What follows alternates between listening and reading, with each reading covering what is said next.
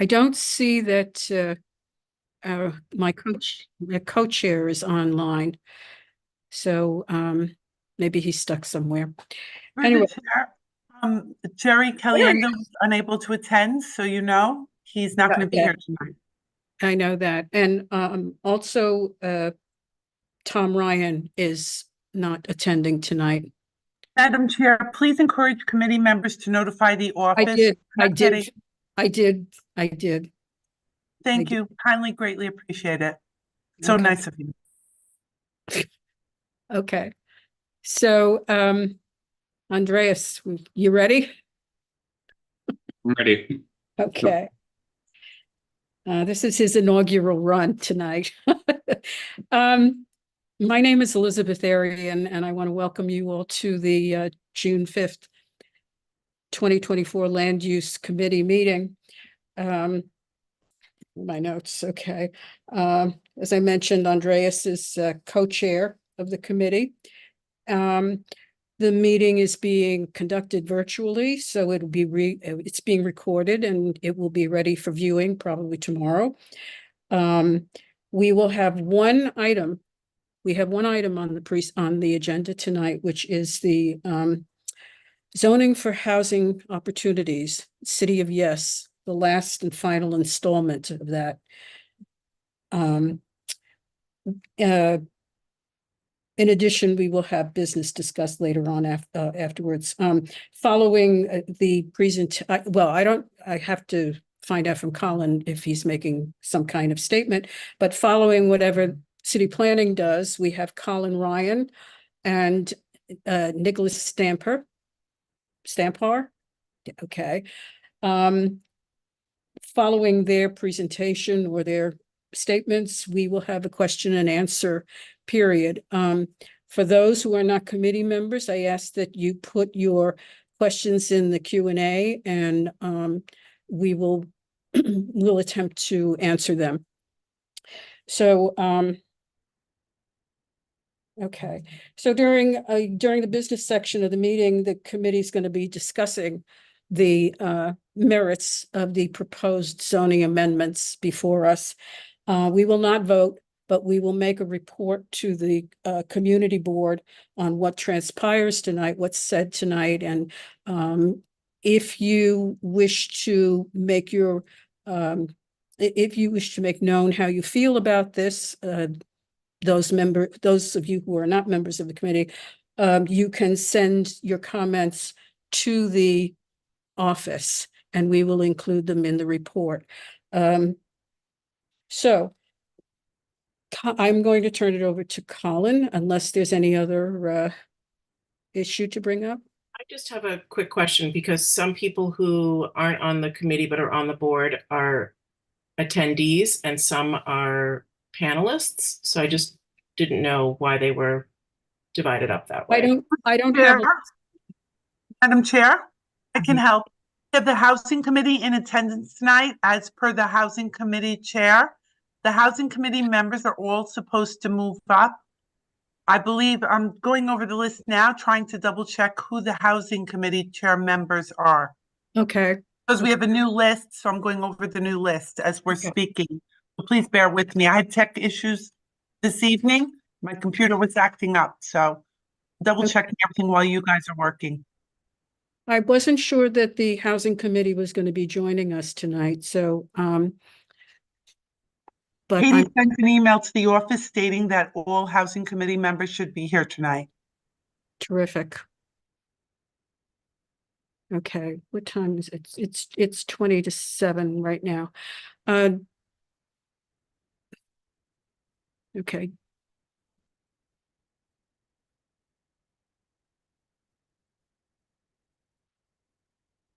Two minutes. That's all. And they can join us.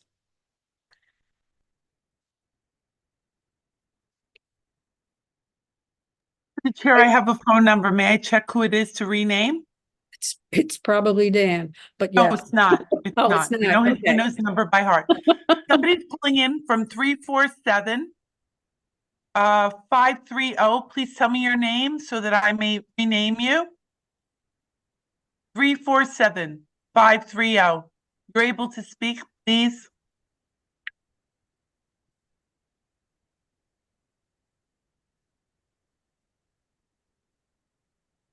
Are you a member of the public? Please acknowledge yourself. 347-530. Okay, Madam Chair, I'm just going to let it be. And who is Mentor on the Move? Is that That's Tyrone Gardner. I'm going to change his name in a Okay. moment. I'm just Okay. getting everybody in. I apologize. Again, tech issues.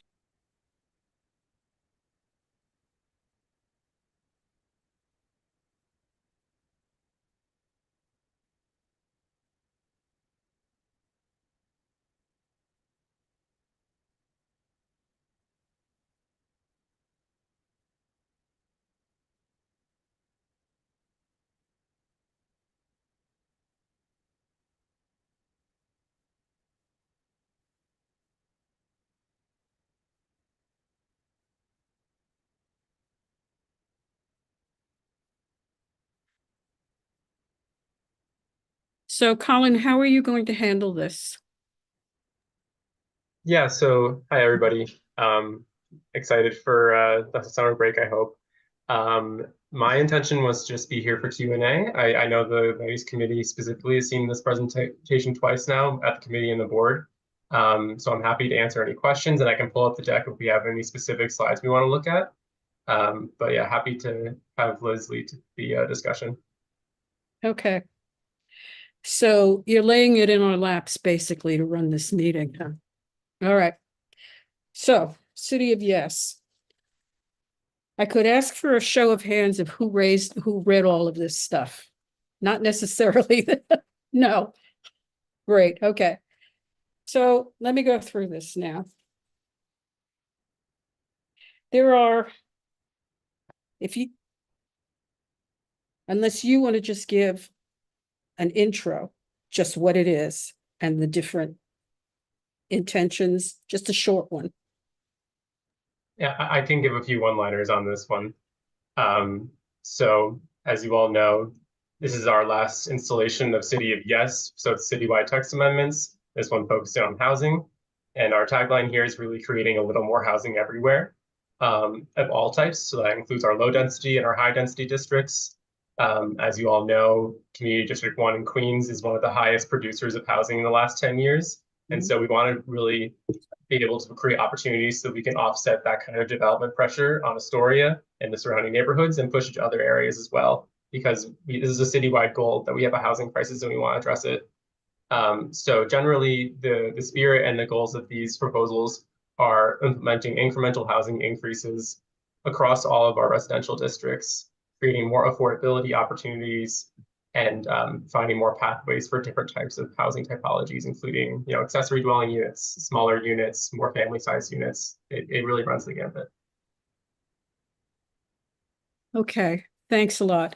I want to tell you how I approach this after spending a few weeks totally overwhelmed by all of this information and unable to organize it so that I could analyze it and whether it was good or, needed tweaks or whatever. I finally was able to I decided what I decided to do was to focus on how it would affect our community district the most and which one was most important. And I used city planning's worksheet where it just says support or oppose. And I just used that to put it in order. The first group of text amendments that would have an impact on us is the town center zoning. It is what that does is introduces the ability to put additional stories onto ground floor commercial. So this is going to affect all of the commercial corridors in our community. So where you have situations now where you have two floors of residential uses above local service stores, they are proposing you can do one additional up to 3, or what was it? No, up to 5 stories is what they're proposing, depending upon, and correct me if I'm wrong, the underlying zoning. That's what it goes by. So if you have an R5, you're going to be able to go up to, how many feet? I don't have my seat. This is very difficult because I had to go back and forth to between zoning and concepts and other, let's see. So I don't have that sheet. Yes, I do. Okay. Yeah, for Liz, for town center zoning for an R5, it would go from a 1.25 as the base FAR, and the proposed is 2. To go up to 2. So it's going up 0.75 FAR. So that would, we don't have our architect here to tell us what approximately that could be, but I would think they're proposing 55. It's going, the maximum height now is 40. It's going up to 55 feet. So right now, most of our corridors have 2 to 3 stories of residences above the ground floor. There are a number of intersections where there are pre-61 apartment buildings that are constructed, and they would range no higher than 5 stories. So you would have that kind of situation. You might have, I don't know the likelihood of that having much of an effect on us, having the 5-story, the 55-foot buildings.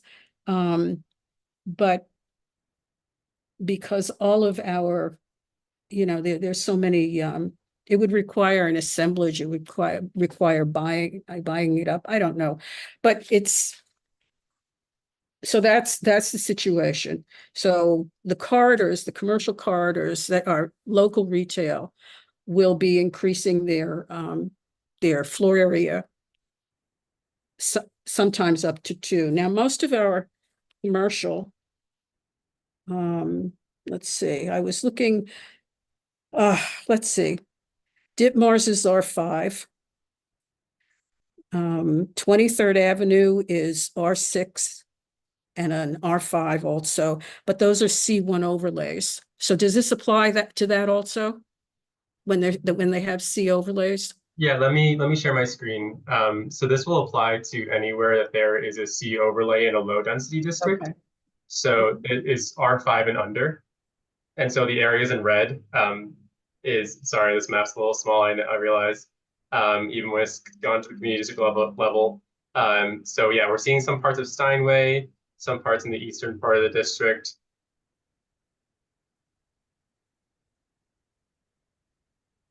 Hello? Hey, Liz, can you hear me? Now I can. Lost you for a second. Sorry about that. Okay, so that clears it up. But we have 36th Avenue and Ditmars and 23rd Avenue.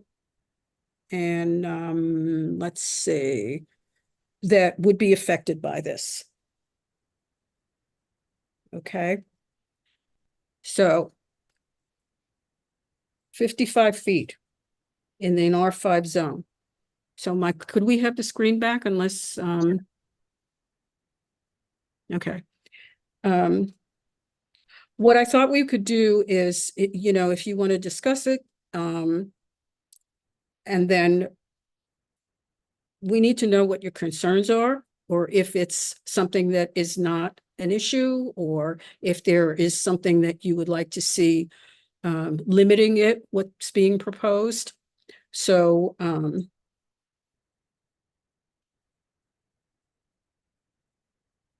I'm leaving it open for Evie.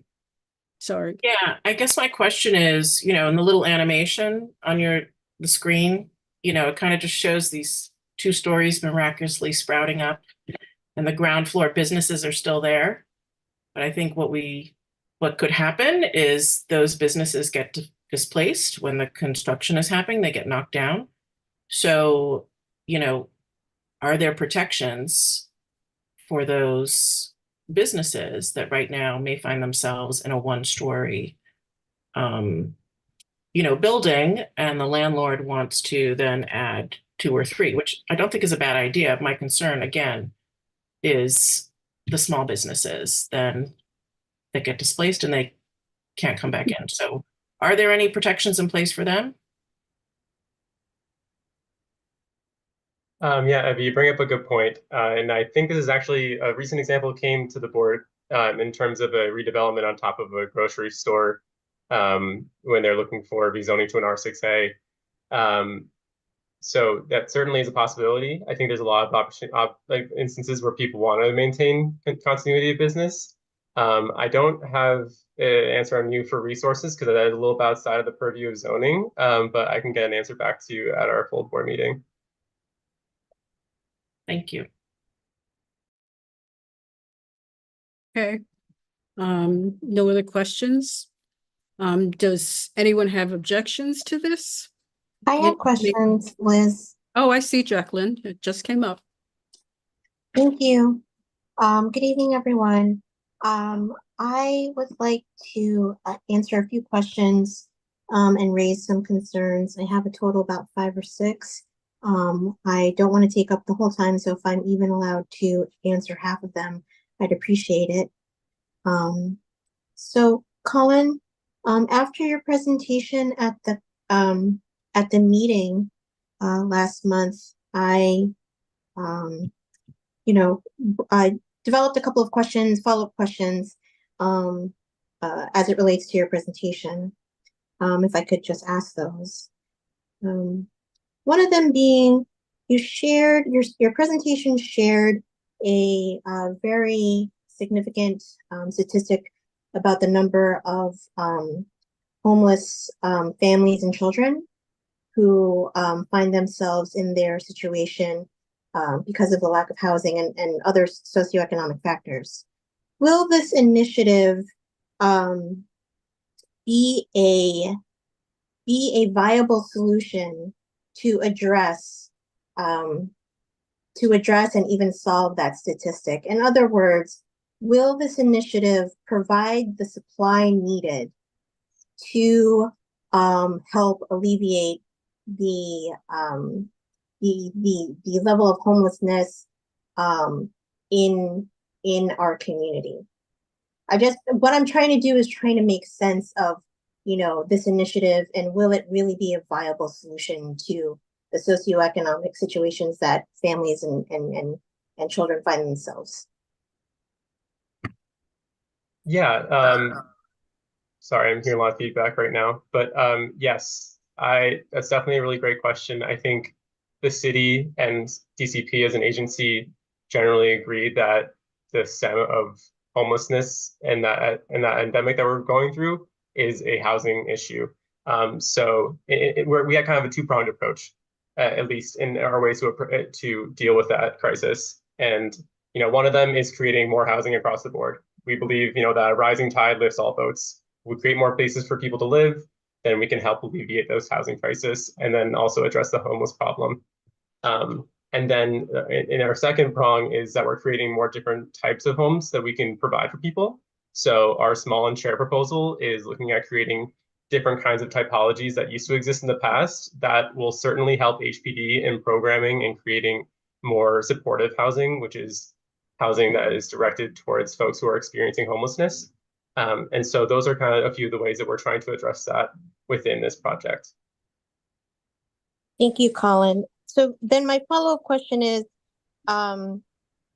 will these homes be affordable to the populations that we're trying to reach? Will there be a certain metric and a metric applied so that the supply of housing will be accessible to low income, moderate income, and those who can afford market rate? Will there be enough diversity within that inventory to have this be a gateway to home ownership? Yeah, at least in terms of I think this project or this proposal is mainly focused on tenancy and not homeownership. But two different ways that we're looking at affordability here is first through our UAP or Universal Affordability Preference, which gives property owners the opportunity to increase density in exchange for including more affordable housing. We already have a program that exists like that, but it's only mapped in specific areas.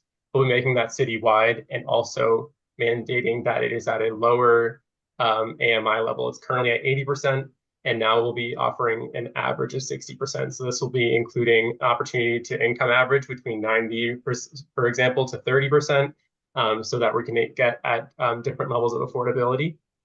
And then we're also making sure that we're matching that with MIH in terms of densities. Got it. Thank you so much for that explanation. The other question that I had was what evaluation or assessment process will be made or has is in the works to better understand the district's needs. And what I mean by that, for District 1, for example, we have a plethora of mixed-use commercial buildings. I think someone at the last meeting said that, many new commercial buildings are empty. Could we possibly convert their use? Whereas, a different district might not have, the same, construction development, that we do in terms of supply. So how is that process going to be to assess or evaluate who, which district gets what, right? Like, say, if I'm in Jamaica and there aren't a lot of, I guess, high rises, for example, or apartments, but there is available land, would this proposal look at that district, measure it against what we currently have? In other words, not over flood the inventory in one district versus another. Does that make sense? Like, I'm just trying to figure out, how are you guys going to evaluate what the needs are for each district? Right. Because what we don't want to have is more empty buildings, right? Definitely. I'm hearing a few different things within that question, but I think like one of these things is that we are creating a citywide proposal. So what we're doing affects all of the districts, though of course our day-to-day work as city planning is focusing on the districts that we represent. So, when it comes to land use policy and land use kind of changes that are happening within Community District 1, that's like something me and my Western Queens team are locked in and focused on, and we're trying to be really keen to those kind of changes. In terms of housing distribution, we're hoping through this proposal, and our intention here is incremental, and for that to be really nominal. Our environmental review estimated there be around 1 unit per acre over the next 15 or 10 years. I have to double check that fact throughout this proposal. So we're really expecting that this is not going to be changing the city overnight, but providing pathways for more housing to be built in this neighborhood, in the city. Over the course of how many years? Yeah, I'm gonna have to double check. Nick, I don't know if you have it off the back of your hand right now, how long the EIS was for. I think it was until 2039. Thanks, Liz. It sounds like it's 15 years. I'm sorry, Nicholas. I knew you'd be on it. Okay, thank you. Jeff, could you unmute Jeffrey?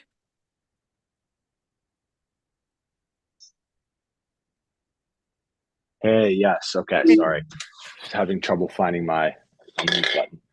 Okay, got a couple questions in regards to the small and shared housing element of the proposal. So I think for me particularly, I appreciate and I agree with many of the aspects of the proposal, of course, including the universal affordability preference, which gives 20% more housing if it's 60% or more affordable. The easier residential conversion rules, removing parking mandates, et cetera, et cetera. The one thing that I'm concerned about, though, is the smaller and shared housing element. And I think particularly for our community, and this came up at the board meeting, But I think particularly for our community, and I have 3 kids. I try to represent the families, in our neighborhood, and a lot of times, there's just no 2 or 3 bedroom housing, and there's not enough 2 or 3 bedroom housing in our community, and I'm concerned about building out smaller allowable apartments, and more studios and 1 bedrooms would kind of continue that trend that we're seeing with these apartments that are coming up that are a lot smaller in size than existing apartments, and less what we typically push at this on this committee, which is more 2 and 3 bedrooms. I think that we'd see less of that with this proposal. So what's the response to that? What's the answer to this question about how this is going to impact the makeup of apartment sizes, and the number of 1 and 2 bedrooms? I'm sorry, the number of studios and 1 bedrooms. Yeah, thank you for that question, Jeffrey. It was a really well taken question at the board, and I'm actually was working today on getting an answer for you all. So there's a few things, and I just first want to mention that with all inclusionary housing, whether that's UAP or MIH, there is a requirement of at least 50% of those units being 2 bedrooms, or 2 or larger bedroom units. So those are some ways that we're looking at encouraging family-sized units. But also we're making some changes to our regulations to, sorry, I'm trying to read while I'm talking at the same time. But some of the changes we're making to our districts is also making it a bit more easier for floor layouts to have access to light and air and not require this really typical formula that we see, like a barbell that you're seeing in a lot of buildings if you look from an aerial, which is what we also call like a double loaded corridor. We're trying to relieve our zoning envelope so they don't require the same type of layout, and that we can offer some different types of floor plans so that multi-bedroom apartments could be incorporated into those.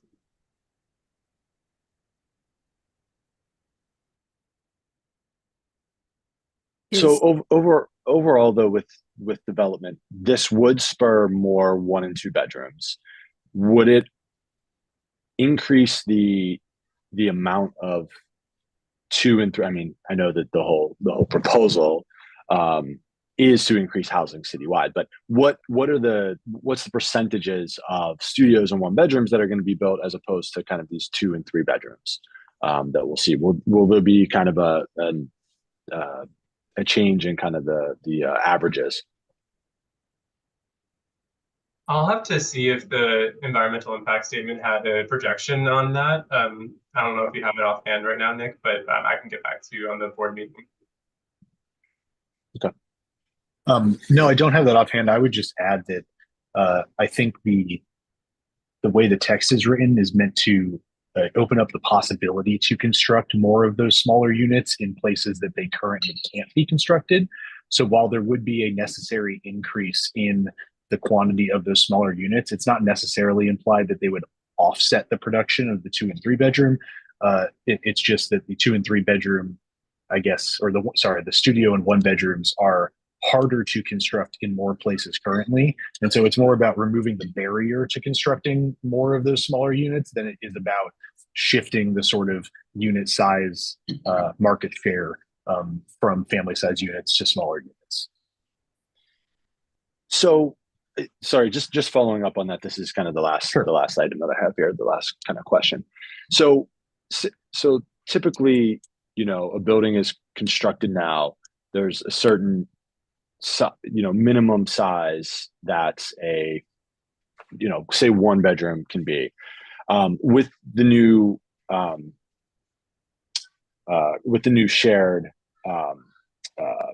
part of the proposal, how is that going to change? Are all new apartments that are going to be built under City of Yes housing, are all new apartments that are going to be built allowed to have smaller apartment sizes? So will we be seeing two bedrooms that are smaller in size than they were allowed before.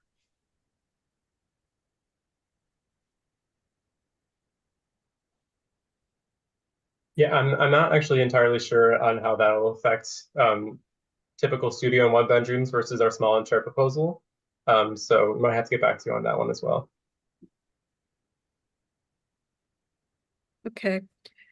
You took me out of sequence there, Jeffrey, with your question on the small units.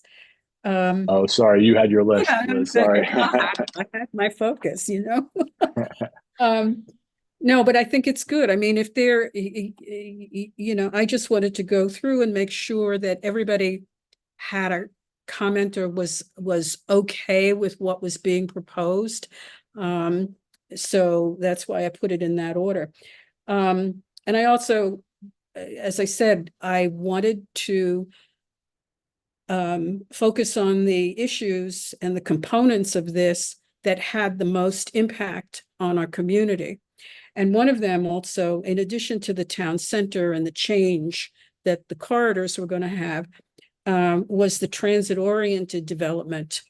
We have 31st Street that is now going to, with the N line, it's going to, it already is, let's see, it already has been rezoned, most of it, for C4s within the C4 group. So what we have now are buildings that are 8 stories in creating a tunnel effect between, you know, and also no vision, no, what is the word, vista, they used to call it, where you could see down the road and, you know, see what's ahead of you. But anyway, with respect to this, it's gotten kind of complicated in that they have a greater transit zone that's comprised of an inner and an outer transit zone, and there are different regulations for all of that. But I was not able to find something, you know, a common way of looking at it, because it is so structured. I think at this point, the inner transit zone, just correct me if I'm wrong, is a half a mile from the station. Is that what we're talking about, Colin? Okay. So within a half a mile, do you have the, let's see if I have the, it's going, no, I don't have it. There are additional heights that are allowed. Am I correct on that also? But I don't have, and floor area, I don't have those numbers. If you'd like, I can share my screen again and show you a chart. Sure.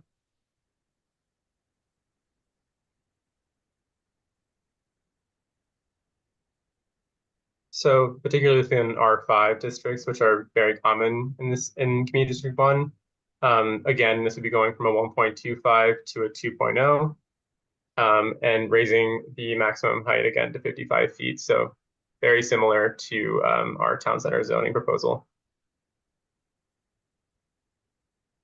Okay, but I'm not sure that that's, I think we have higher zones along C4. C4 has higher, the different C4s that we have along the route of the subway correspond to our 6s and our 7s. So this is a low density proposal, and it only will affect districts R1 through R5. Okay, that's all it affects. Okay. Okay. All right. There's also something called transportation infrastructure adjacent frontage. So is that part of what that would restrict it to, really adjacent, obviously adjacent to the structure itself. So those buildings, though, get additional floor area and height. Sorry, I believe that is the case. I'm gonna double check right now. Okay. Yeah, because this is something about providing bulk relief for sites near these heavy structures. Okay, so there's the possibility, I don't know what I don't have anything tangible to say that it could be X number of stories adjacent. But I guess it's the concept we're talking about. How do you have a definition for the outer and the inner? I have a question, Elizabeth, to Colin, if you may. Yes, Christian. Thank you very much. Yeah, on that proposal, right, with the city of Yes, that's a massive document. It's almost 800 pages. I was briefly, kind of reading that stuff and everything. My question to you guys is, if the city of Yes is going to be a replacement for the tax break on the 421A, which is replaced with the 485X. This is the new one, right? I don't know if you know, guys, but Astoria itself, Queens, has been divided in three zones, right? Zone A, B, and C, right? Astoria, where we at right now, but where I am right now, by Astoria Boulevard, is Zone B, from the 21st Street all the way up. By us talking about this, with this proposal, right? Because we're talking about the buildings, this, housing. My question to you is, if you guys know that any developer that's going to come to Astoria or Long Island City is going to be taking the break tax, which is the 485X. You guys aware of that? Yeah, we're definitely aware of this tax break. It's a really common, or at least its predecessor was very commonly used throughout the city. It is a state-run program, so we did design a lot of our proposals in line with that. I can't speak to whether a developer will decide to take advantage of that on any specific site, though I can imagine they will often. Our proposals actually require an even deeper level of affordability than what is proposed under 485X. So we are trying to be in line with that, but even trying to go for deeper when we can.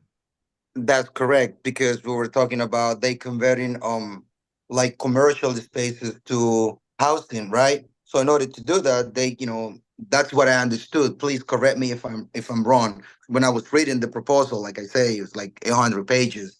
That's what I understood. They're gonna try to build something, right?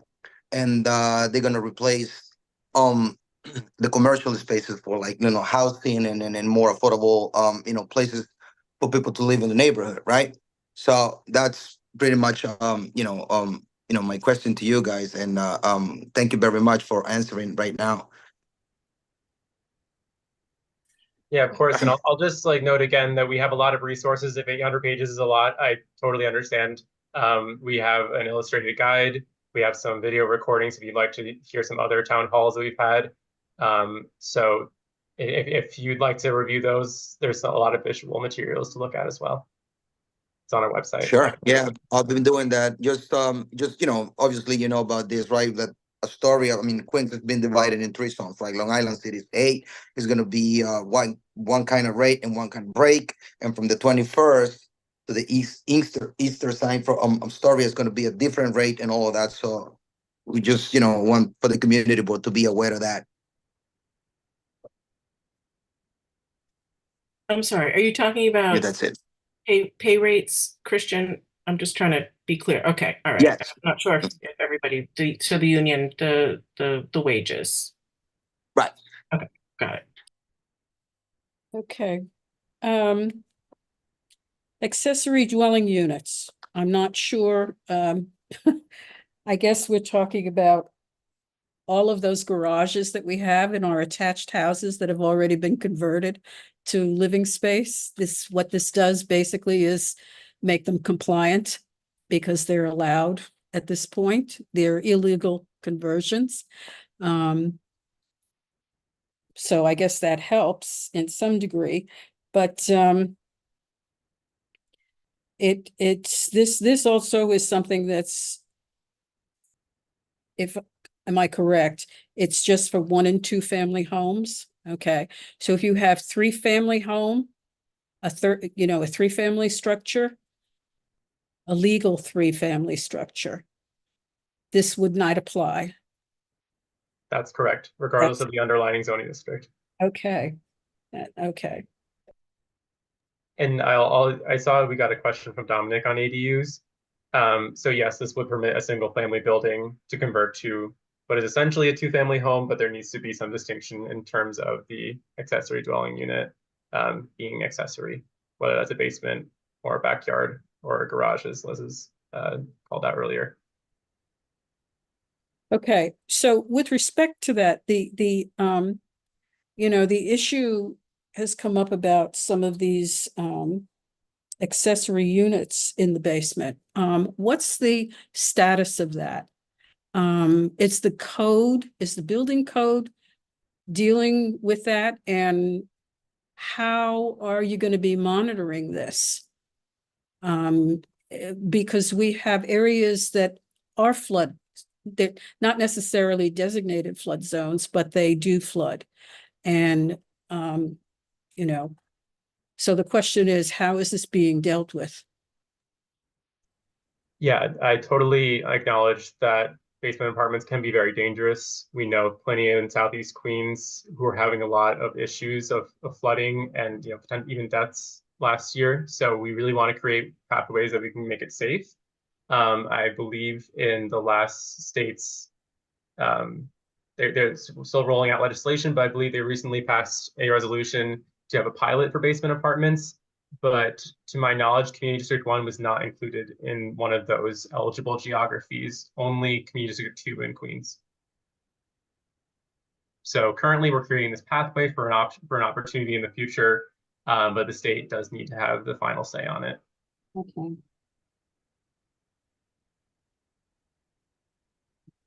Okay, Evie, do you have a question? Yeah.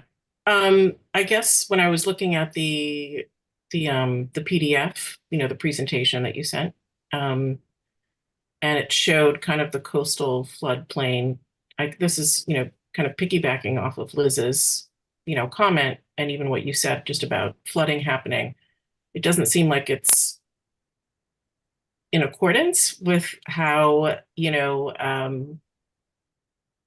what the flooding projections are going to be, right? Like the FEMA maps. So again, I guess I'm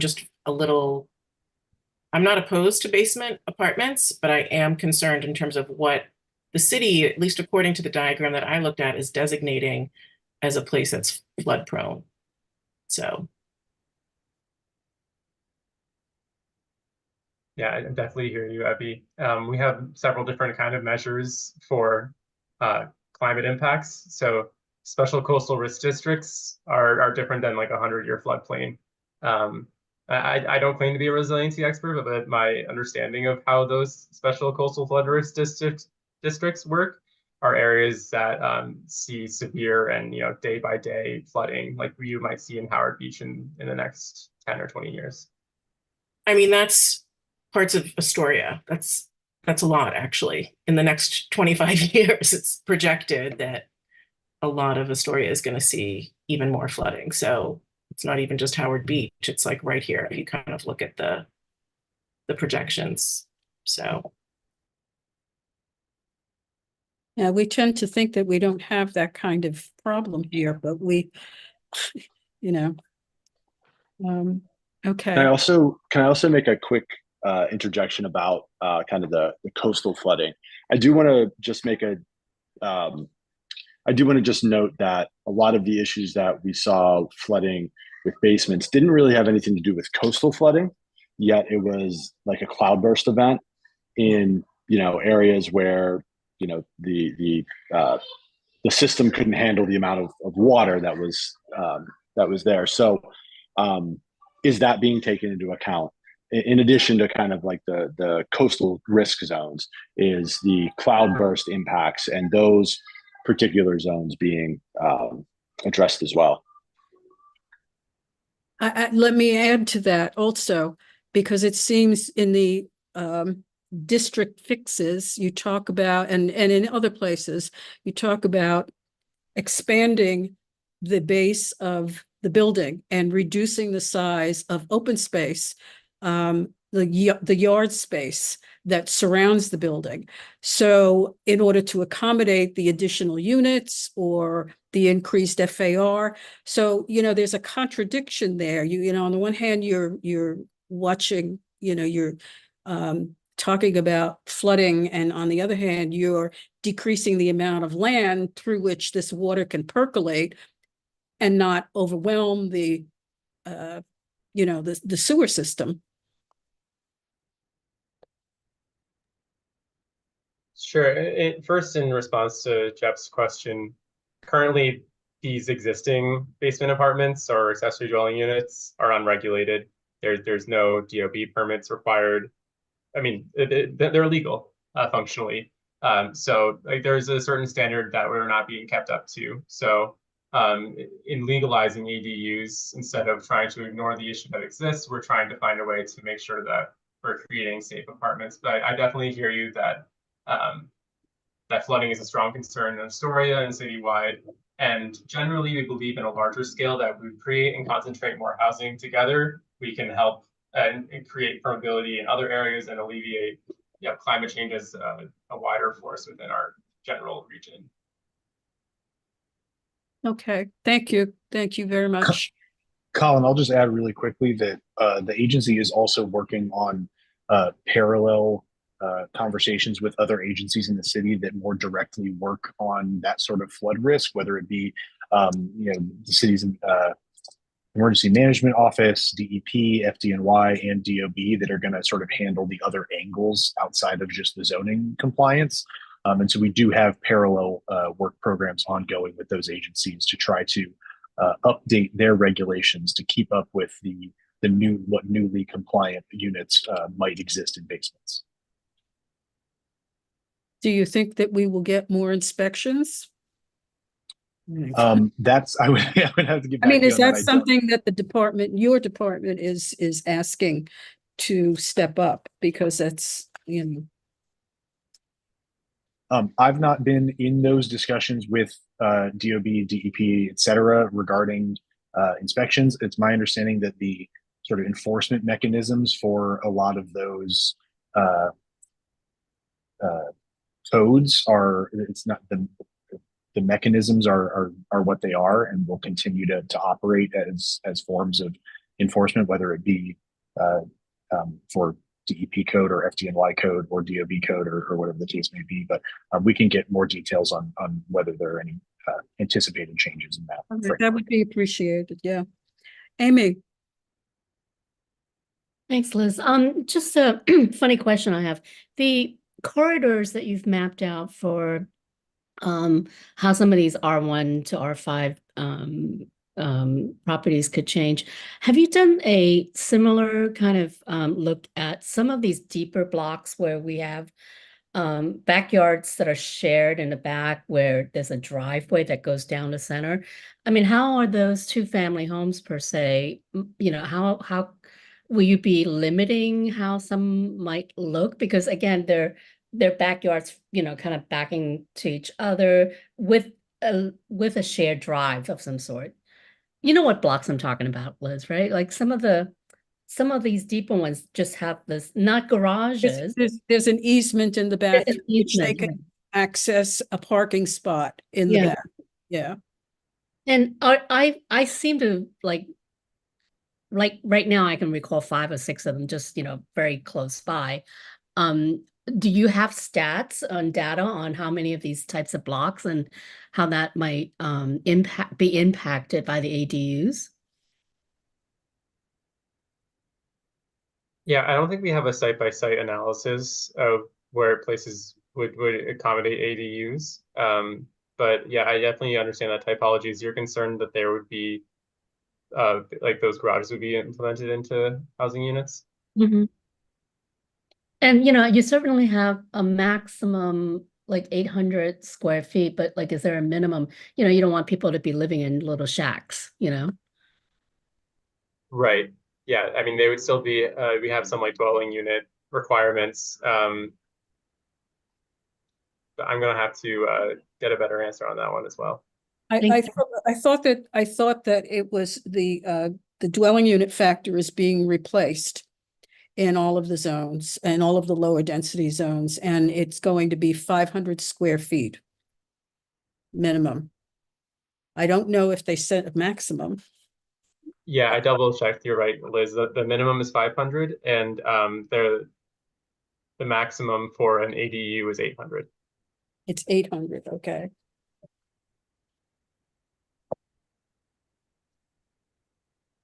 And so also just while we're talking about ADUs, Dominic, I saw your other question. My understanding is that especially with this limit of 800 square feet for an ADU, this doesn't necessarily offer the opportunity to add a second floor. So if there's an existing attic for an ADU could be. Go ahead, Dominic. Go ahead.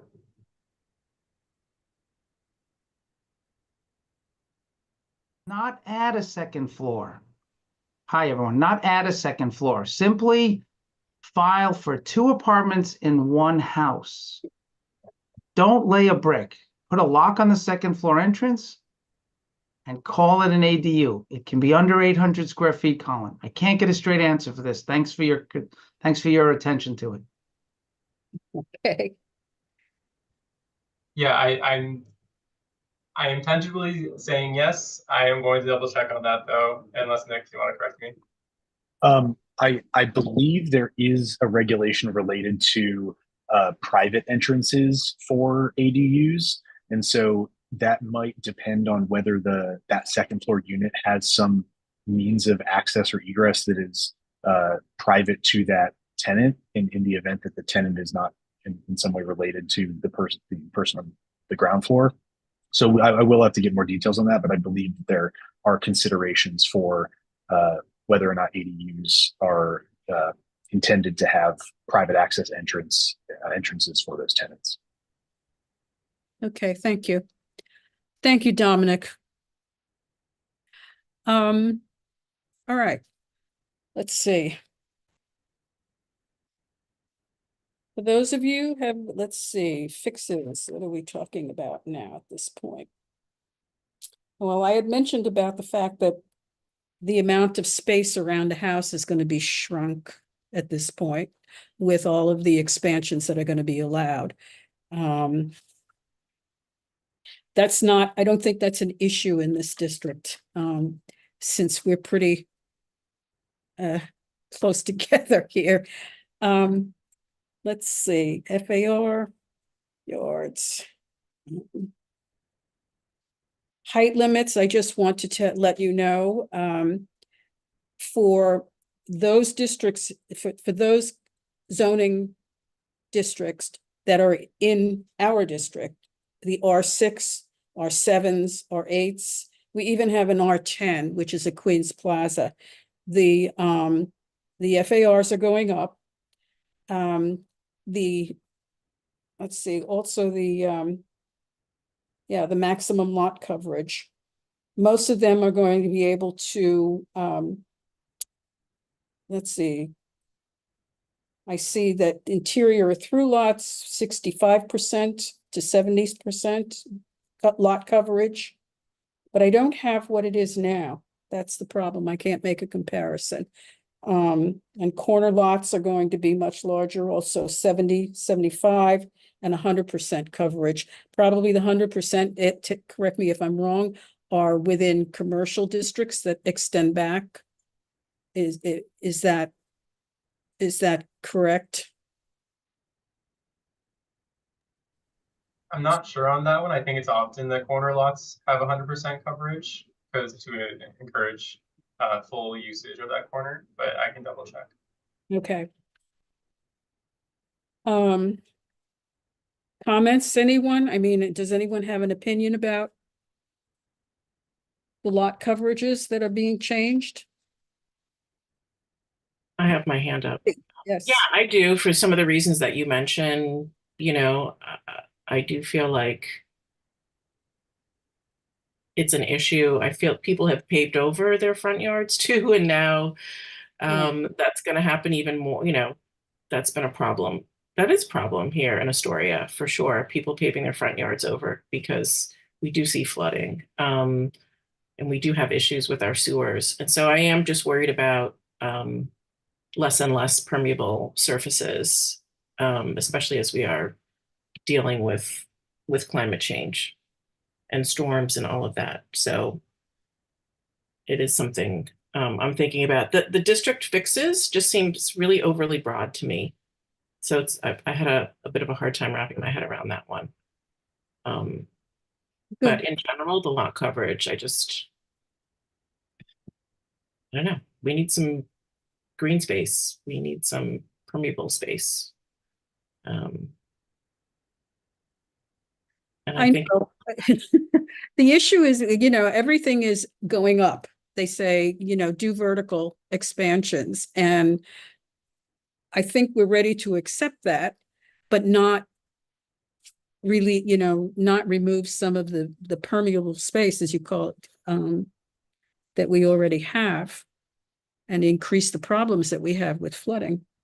And it was, I think, flagged in the EIS. I mean, there were a lot of things that were flagged in the EIS, which actually just kind of gives me concern about, like I said, different pieces of this. Open space, sewers, shadows, transportation, noise, schools. There's a lot of things that were kind of flagged in the environmental impact statement. And I just, that's a larger question when we have our discussion, but it's tough. It's pertinent because what we need to do is what we can do, not need to do, but what we can do is make a response to the draft EIS. And, we missed the opportunity during the, when they drafted the scope of it, weren't aware of it. So, but what we can do, the city planning is holding the same time as they're holding their public hearing on the text amendments. They hold their public hearing to comment on the draft EIS. So that's an opportunity for us to be putting together something to let them know. Basically, we would be doing is justifying what we believe, how we believe that the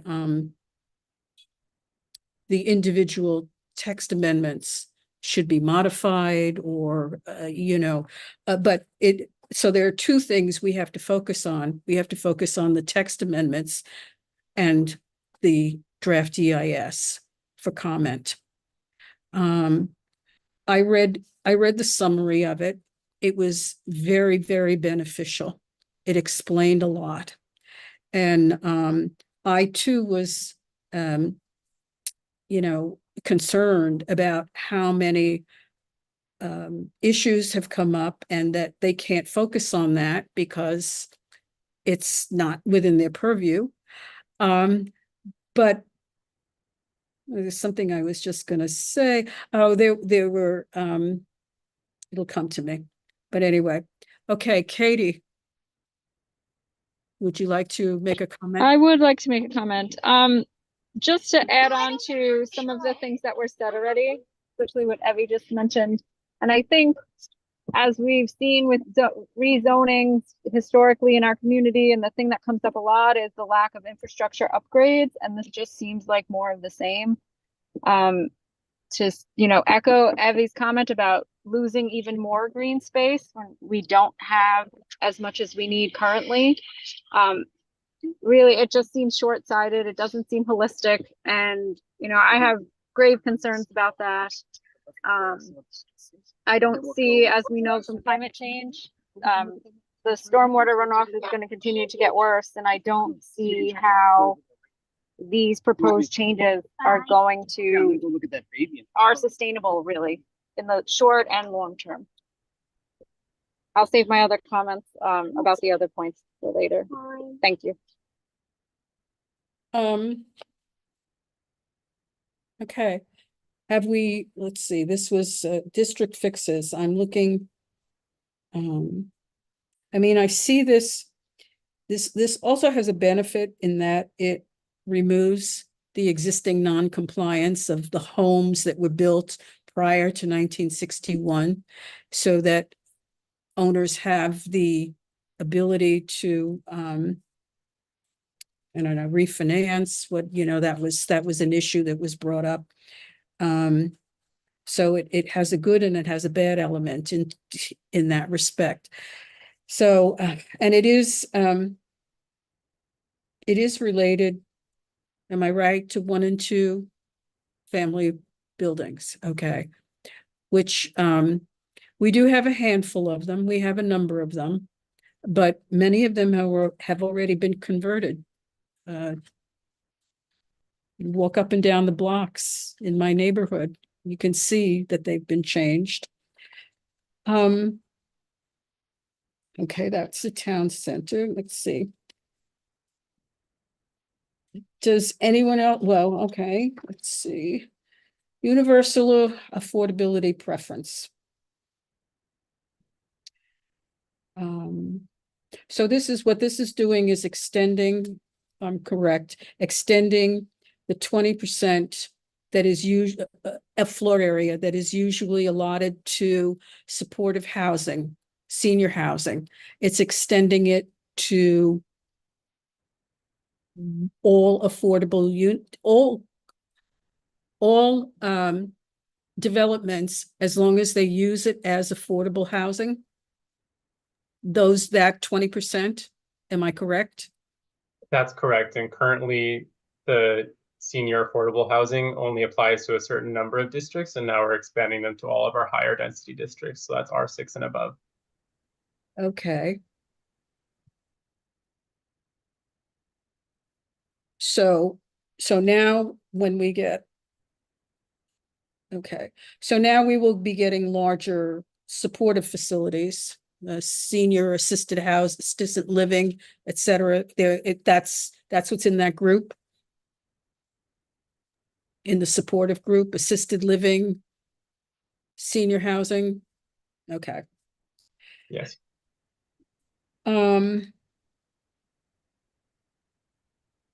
Liz, can I ask a question? Yes, I'm Yeah, I sorry. just want clarification. So it's not for just like a regular building to then add 20% at the 60% AMI. It is for buildings that are going to be 100% supportive for senior housing.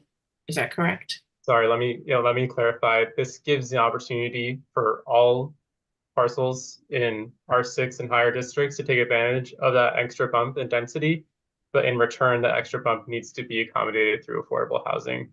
We definitely think that a lot of 100% affordable housing projects will take advantage of it to increase the number of units they can yield, but we're giving the opportunity to private developers as well, provided they give that 6% AMI. So in other words, a private developer who's building market rate. Yes. Okay, that was, for a Okay. second, it almost sounded like it was going to be just for 100% affordable. Okay, all right. Okay. And if it's already mapped for MIH, I think I asked this question last time.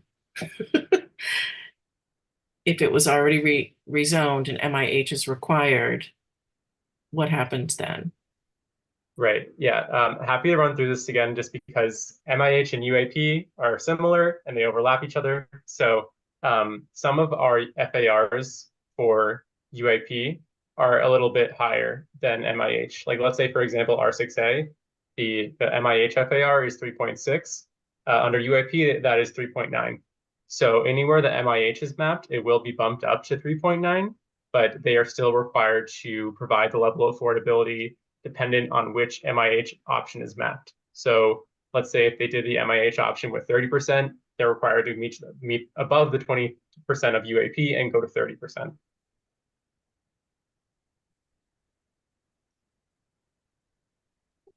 Okay, so they're not doing the 30% within what the original building was going to be, and then an additional 20% at 60% AMI. It just they wouldn't be stacked on top of each other, no. It would follow the affordability program of the MIH option mapped on it. Oh, that's too bad. I agree. So Because then we're getting we're not getting as much affordable housing as we should be getting. It- It's more than we're getting today. Well, if they ever build it. That's my issue. But I'm hoping that they take advantage of the new the tax exemption. Okay. The next item on the list that I have here. Let's talk about parking. Does anybody have objections to that? Eliminating the requirement for housing, for parking for new residential development? Okay. Because it's not eliminating it, but it is just not requiring it. They could put it in based on a market evaluation.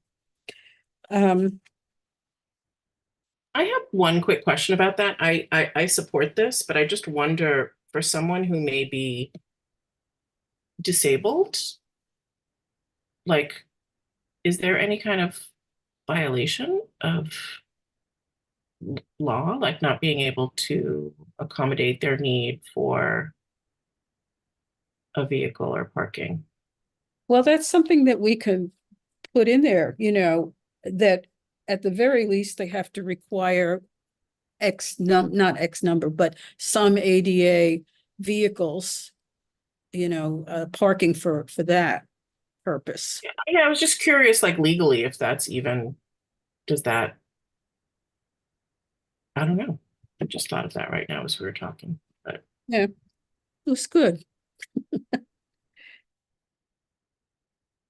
I think though, the likelihood of, I don't know. No, I'm not gonna think at this point. I have to digest this more. Okay. Converting non-residential buildings to housing. This is, I'm not sure that this is really applicable to us. We don't have many office buildings.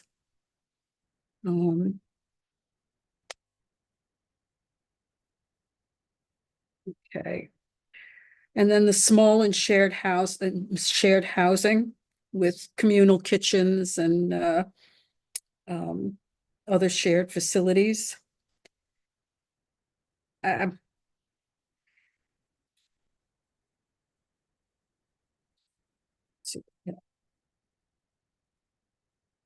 think I don't think it's a bad idea. I guess my only thing is, and it kind of goes back to the earlier question about, maybe it was Dom who I can't remember who asked about just smaller, Jeffrey, I think it was Jeffrey. Just smaller apartments. That's what we've seen mostly here in CB1 over the years, right? Is the studios and the one bedrooms. This is a little different. I understand that. I just want to make sure that we're, seeing larger apartments that we need for families, 2 and 3 bedrooms as well. So I just don't know if this takes away from that. I'm not sure well, Yeah. If we're going to depend on market for this new development, I'm not sure there's a market in Astoria for shared facility, but I may be old fashioned, it may be that they don't mind this at all. I think it's an age related thing. I don't think it's I don't know. No, because there are senior facilities that have these kinds of things. Yeah, so, and just processing. No, I don't have an issue. Now, this is the one that has a minimum of 500 square feet for these. That's okay. Is that correct? Let me double check right now.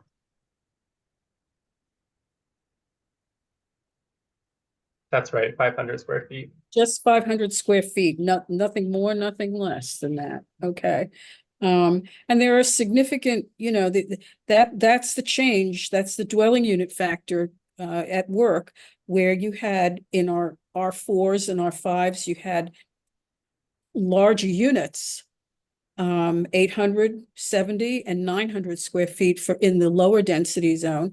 And then when you start, well, 900 in R5s, and even in through R6 through R10, 680 square feet was the minimum. So, it's a, you know, I ask, do you want to make a point about the need, can you make this locational, or can it be, I don't know, is this limited to a transit zone? The dwelling unit factor is not affected by transit zone. No, but the small units. It is by geography. Let me double check where though. Yeah, my question was, is it's, and this applies to all housing, new and renovated also? No, that's the dwelling unit factor. Okay, never mind. But no, my question is building an SRO basically, is that something that would be applicable in all zoning districts? Because we're going back to that kind of situation. I'll have to double check. I don't actually believe there's a limitation. Nick, I don't know if you have a better response right now. Okay. From what I'm seeing, I believe that the small and shared housing proposals are categorized in our citywide group of proposals. So from that, they would not have the same sort, for the ones that apply only to R1 through R5 or R5 and above, or R6 and above. It looks like those are one of the citywide proposals. Okay. So they could go anywhere, basically, is what you're saying, just to make sure I'm understanding it. And I'm seeing a scenario where we have a rezoning that we have to review, and it's on a relatively, sizable lot, maybe not large, but a sizable one. And we're getting these small units. And what is our recourse?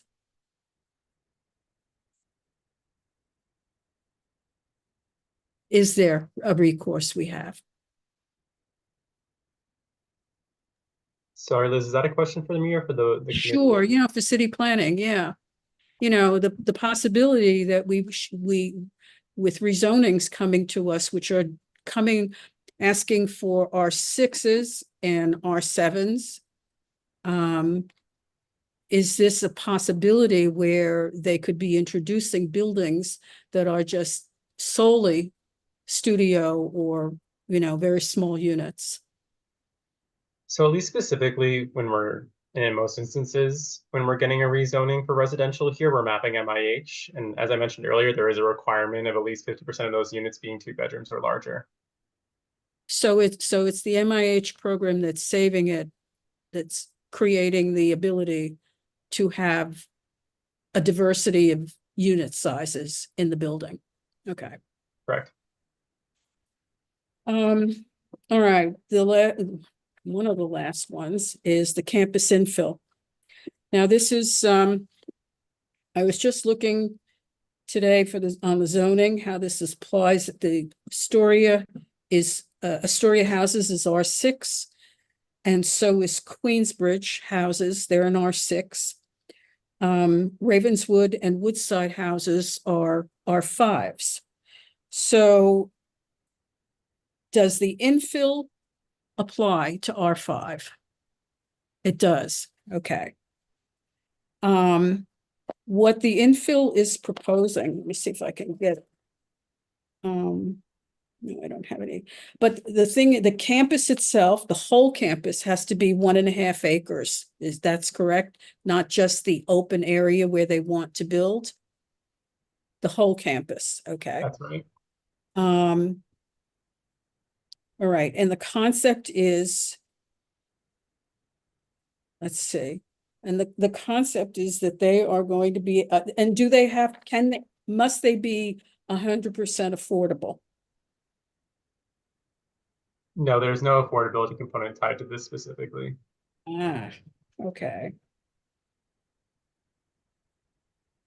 Not even if it's on NYCHA property. So, I mean, many NYCHA campuses and projects that are redeveloped on that site end up having an affordability component. It's often a thing that's advocated for in the public review process on NYCHA property, but that is not a zoning tool. And so if there was going to be NYCHA infill through this particular component, there would be a public review process. There would be, or it's waiting. NYCHA has a really robust engagement process on this. But just to clarify that specifically this proposal is allowing, if you know how we often are mapping like R6A or R7B, those are contextual districts, and a lot of our campuses are non-contextual, which means they were originally governed by like a different type of height limit called the sky exposure plane. But we're giving the opportunity for sites to take advantage of contextual height limits on a non-contextual zoning district, so that we can create what we believe are better building forms that are more accommodating and palatable to people walking around. Yeah, these are the campuses are use the height factor zoning. So which are usually much taller than the contextual. But let me see, did I hear right? You're saying that you are applying the contextual regulations to the infill? That's correct. Despite the fact that it is a height factor zone, because you're assuming that it's coming to us with a rezoning, an upzoning. Is that? That's not necessarily the intention of this proposal. It's just that there's often a desire for a BSA waiver to use this this height limit instead of going for the height factor that you mentioned. Okay. Florence has a question. Related to the NYCHA buildings, I want to reiterate, will that be 30% of their income as when you live in NYCHA going forward? If those buildings were to be developed, would it follow the NYCHA rules? Is there a hard yes or a hard no? It's a hard no. Those would not be Section 9 affordable housing or public housing. There's limits on new creation of public housing. So any development on NYCHA land is not Section 9, and that's a federal limitation.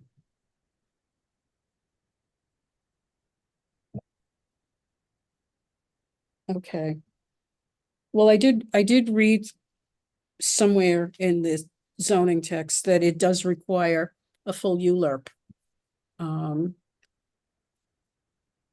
I don't know if it will get its due in terms of an environmental assessment because of the number of dwelling units that is being proposed, but at least it'll get a community board review.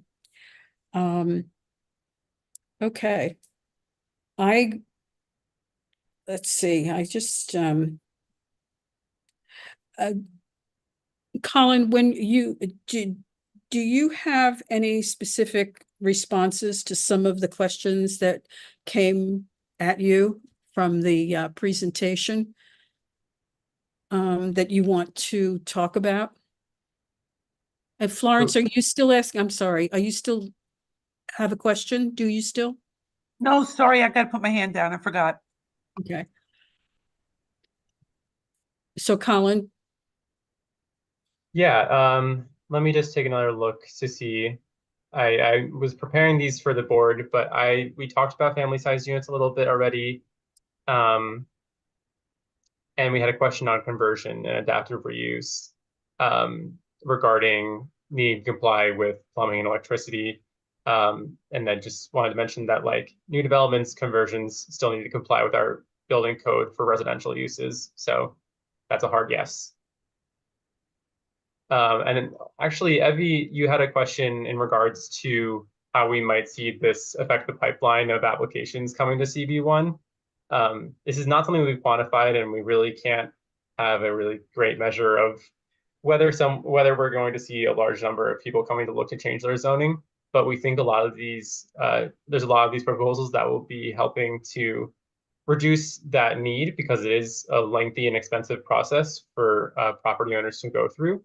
So we believe that some of these proposals, like transit-oriented development and town center zoning, especially with our R5 districts, which are pretty prominent in Astoria, would kind of obviate that need for entering through ULURP. Oh, I thought you were gonna give me like a number, Colin, because you were. Sorry to You hear know, this. like because it's supposed to be reduced and alleviated and the pressure off, because we've been doing a lot of the building in the city, in this district, as you know. You look at that map and we are right there. Are we number 2, I think? I can't remember. Just in Pretty terms of, high. Yeah. yeah, pretty high. So yeah, I guess call me skeptical. I'm not convinced it's going to alleviate anything, actually. But can I go back to the infill? I have a question about that.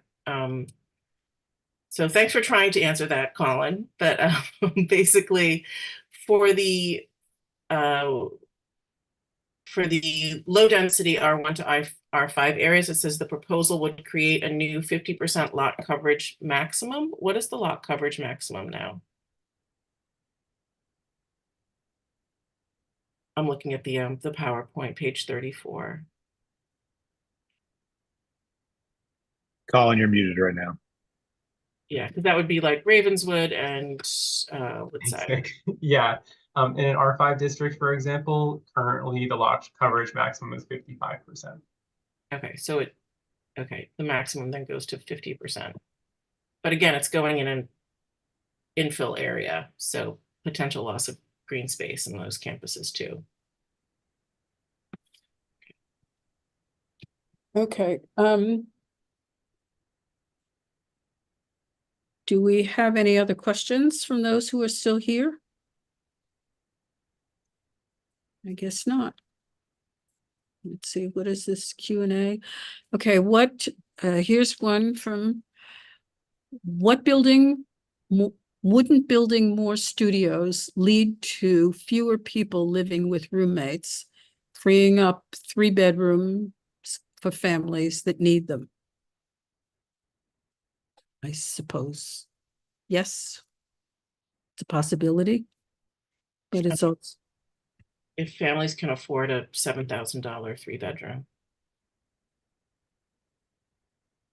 If not, well, that's where the roommates come in, you know, and then if they want private space, they go for the shared housing or the small units. yeah, I think it just goes back to my point where I just don't, I don't feel that these housing proposals are really going to address the affordability issues the way that we need them to be addressed as a city, certainly in this district. But I don't think that they were meant to do that. I think they were meant not so much the affordability. I think, is just the supply, and depending on supply and demand was going to resolve the issue in terms of rentals, which are just not going to happen. You know, this is the modern trickle down method that they're talking about. So nothing gets cheaper. Okay. Okay, that's Colin. I'm just looking for any more questions that came up. And let's see, one more. No, that I just read that one. Okay. Dominic, you have no questions regarding building, codes or anything like that you can think of? Your point was well taken before. Hey, thanks. So appreciate joining the land use committee. I'm not on this committee, but I'm on CB1. And, I just have a freaking bug up my butt about this ADU units. And I think it is going to be a crime, an absolute crime, Colin, if a single family house can't be converted to a 2-family house, with, by just, these limitations are insane. And I really learned a lot tonight, and I thank you. And, and like, I can see that it is a response to, as Liz says, existing conditions, currently existing illegal basement apartments. But I just think, and I put something in the chat about, does lot coverage change? You said that it actually gets more stringent from 55 to 50% in, you were discussing it regarding NYCHA projects, NYCHA housing. So I don't know if that is citywide, but I'm just amazed, I have to say, and I just can't believe everyone else is not amazed, that these ADUs can't just be converting a single family house to a two-family house. Minneapolis, San Jose, Massachusetts, all these other places have realized that there are racial components to the creation of single family zones, and something has to be done about it. And I was just expecting in these 800 plus pages that an easy way would be brought forward. And I think this whole crowd here, all your faces on my screen, should have an interest in. I've done the analysis. You could bring 90,000. I've told Evie this. Sorry, Evie, to talk your ear off, but 90,000 new apartments. The potential is, and every time we look at a zoning proposal, there's 7 apartments. Oh, there's 13 apartments. It's just amazing that we're not all advocating for converting single family zones, R1 and R2, to two-family zones. And I thought that this housing, whatever, yes, housing, whatever it's called, would be an entrance to the possibility of converting single-family homes to optional two-family homes, not three-family homes, not four-family homes, just to a two-family home. But it's got to be in a basement. You've got to build something in your backyard, which affects lot coverage, which is insane. So I just think, Colin, I'd love you to wrap your head around my thoughts and not just, put a little priority to them if you could. I'd appreciate it. Do you understand my concerns and my points? And Nicholas, thank you.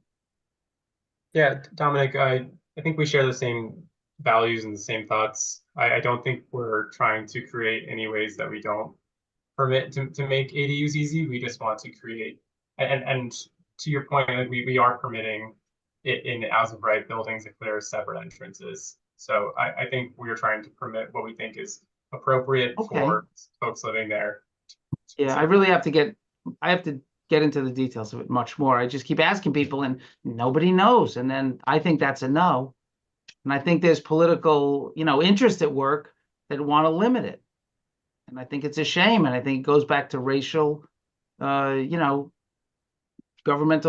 issues from decades ago. And if we're making this big change, we should do it right.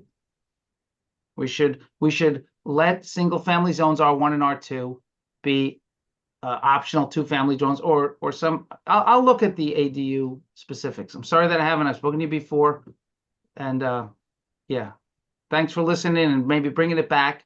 That maybe it's too restrictive to be basements and building a block building on top of your garage, or in your backyard. It affects a rear yard, restrictions. What do they call them? Permitted obstructions in your rear yards. Now you can build an accessory apartment in your rear yard. I don't know. The permitted obstructions are, I haven't looked at that, but I think they're being diminished somewhat. Anyway. We go to Tokyo. Sorry, can I just say, Liz? I went to Tokyo once, and what is in everyone's backyard? Another house. There are no backyards. It's not, I don't know. Okay, done. Thanks. All right, so I think I will close the topic on this. Close the discussion on this topic and move on to the next item of the agenda, which is old and new business. Before I close, we did receive an email in the office. There was let's see. The City of Yes makes a handful of reasonable proposals for adding more apartments, such as garage conversions, allowing families to legally rent out parts of their single-family home. However, it does this while also adding more tax breaks and loopholes that developers exploit to add types of units that locals do not want. We do not want to say yes to developers buying perfectly fine buildings, not renovating them, forcing out long-time businesses. This was something that you said via rent hikes. The city of Yes is not the answer to the city's affordability crisis. We need housing policy that focuses on avoiding displacement rather than making false promises about affordability. So whoever this is echoing what has been said here tonight, you know, about some of the other needs we have. So, I wanted to, let's see, what was the other thing? Oh, that was it. Okay, so I did that.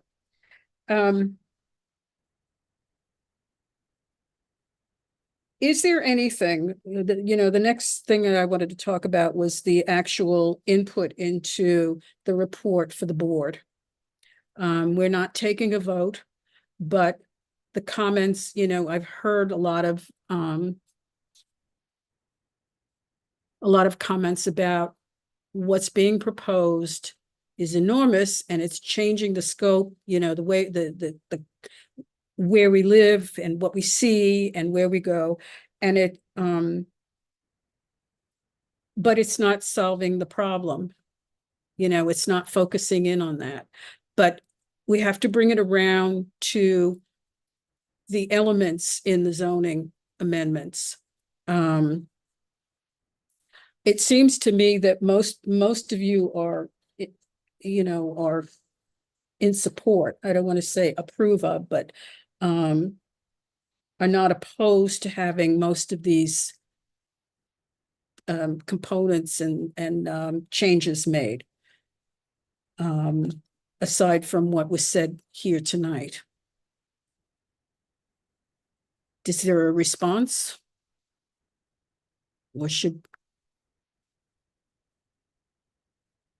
I mean, No. I've talked a lot, so I think we can hear from some other people, but I just, you know, for me, it's like, you know, just the point that I brought up about like the small businesses being replaced, the kind of de facto affordable housing that's going to even be under more threat, you know what I mean, as things become easier, you know, what impact is this going to have on rent stabilized housing? I don't know. You know, these are like questions, and I think like that's all been disappearing. We've lost, for all the housing that's been built in this district, we have lost affordable housing. It has not increased. So that's my concern with this. Like some things actually, like I said, I'm like in support of. I think we should, you know, eliminate parking minimum requirements, right? Although, you know, just thinking about, again, ADA compliance and stuff like that, those folks, but I think ADUs are fine, you know what I mean? As long as you're not in a flood zone and someone's gonna possibly, you know, die because we're not addressing, you know, those issues that we have. But I just, you know, even with things like, you know, that's my concern, because MIH was supposed to do something for us and it just hasn't panned out that way, right? You know, we've given rezonings, approved as a community board every rezoning except 2, right? And stuff from 8 years ago still hasn't been built yet. Yeah. It's 3510 Astoria Boulevard South. Exactly, the very first one, very first MIH project that we did right near the police station, right? So nothing, you know, so I guess it's like, it's hard for me to kind of separate all of this from real estate speculation and profit motive and the ease at which we're going to give developers the ability to do things at the expense of affordability. Of the working class people. Yes, yeah, and people who, Okay. so that's me. I'll stop, but I'll get off my soapbox. Hello, I pulled over. This is Richard Kazami. Oh, good. I'm glad you did, Richard. Go ahead. I just have a few quick comments, and then I gotta get back on the road. It's been interesting to hear it. My biggest issue, what I don't like, is the fact that the infill within the, particularly within a NYCHA complex, is not honoring the same rental requirements and parameters that are existing for the existing buildings. I think that's frankly insane and ridiculous. I think that they should be held to the same standards. The fact that somebody put up a building in there should be there within that land to help the people that live there in that particular facility. And I know what they tried to do here in Astoria Houses was they tried to move some of the seniors into this building that Durst built, so it would open up the 2 and 3 family apartments for new families. But from what I understand, that really didn't happen. So I think that is something that I would definitely want to make a comment on, and I think it's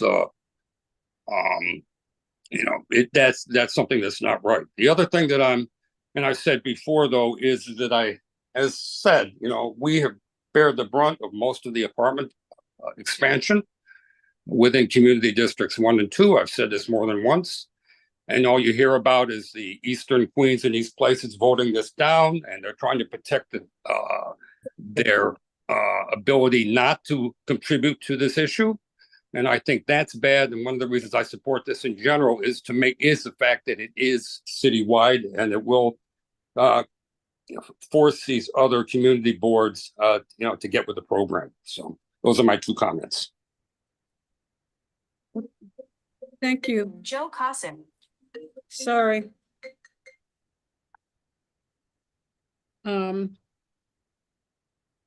Okay, so let's move forward. All right. We'll take those.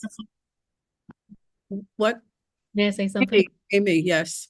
I feel like, there's a lot of information that we're not even getting into the weeds of. And I think Dominic's right. I think if we're going to do a major rezoning, which is really something that we need to do because there's so much non-conforming, especially down, in Ravenswood, I just feel like we need to take some time to really think holistically about some of these blocks and lots, and this kind of like timing for this to get passed is just too insane.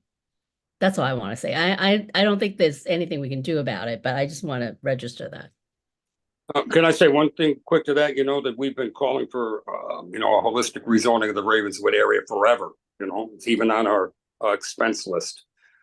I think that we need to really make this known to our councilwoman, and where that area is in District 26. So I think that she would have a lot to do with. So far from what I've seen, she's been very aggressive on her rezoning outlook. She's done some good stuff down in Long Island City, but she needs to bring it to the northern part of her district too. So anything we can do to get her to advocate, I think would be very important. That's not something that would be addressed in this. It would be addressed by having to go do a general rezoning like we did in 2010. Well, okay. Richard, we're dealing with 2 council members. Well, yeah, but this rezoning is not 26. I mean, basically. So there is a little bit of District 22, but the vast majority that we're talking about is District 26. But I think back to Amy's point, just the timetable for this is really drastically short in terms of us reviewing it, and then the questions kind of come up, and I don't know whether we feel we need to have another meeting to maybe talk through some of these things, or we want to meet before the board meeting. I don't know. Liz, No, I mean, those are the exact thoughts that I had today too, as I was going through this information, and, fact upon fact upon fact was leading to more questions. And I said, how can we possibly have a second meeting before the public hearing? We're not going to ask, I thought, was it possible to have a meeting in, late June, early July for a board vote on this? But that's crazy for just this. I don't know. Why don't,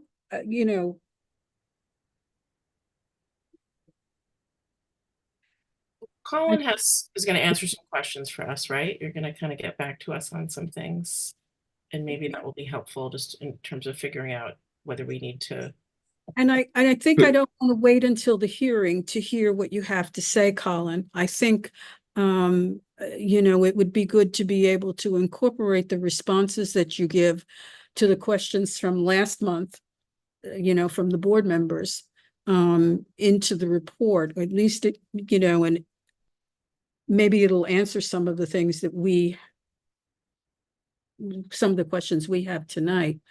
So if we could get that before, as soon as you can, it would be very, very appreciated and helpful. Jeffrey, you have a statement to make?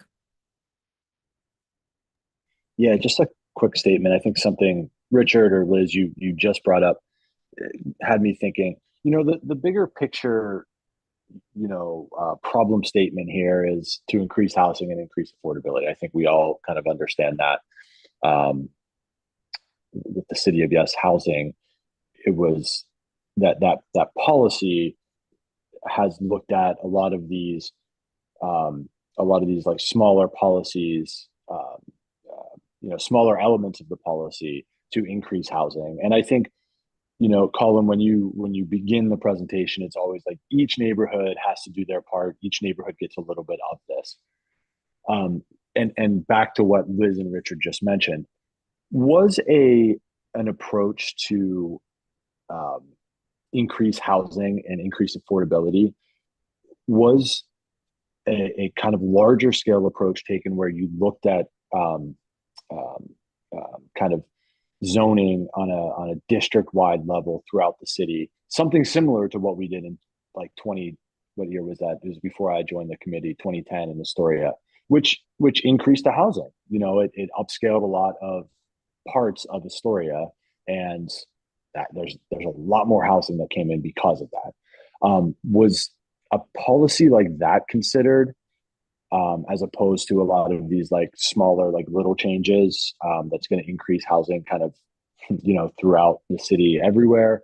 Was an approach where you looked at each neighborhood and the zoning in each neighborhood and kind of determine where you can upzone certain parts of that neighborhood? Yeah, bigger so picture question, I guess, but it's definitely big picture. And, a lot of these proposals are affecting existing districts to make them more feasible for development. So in a way, yes, but obviously in a way, like, no, we're not doing a citywide rezoning and changing the underlying zoning districts. Because it's a very large lift, I can just share for right now, we're doing a study in Long Island City. It is over a 1.5 year long process that requires significant resources within our own agency and outside of our agency, and a lot of political engagement with our council member. So it is just a little unfeasible to do this on a citywide scale all at once.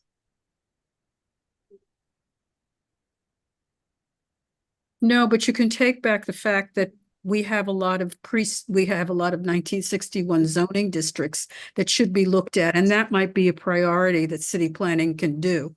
They can look at the areas across the city that are still zoned from 1961 and modernize it. What's been happening since then. Certainly. It's a way of cutting it down.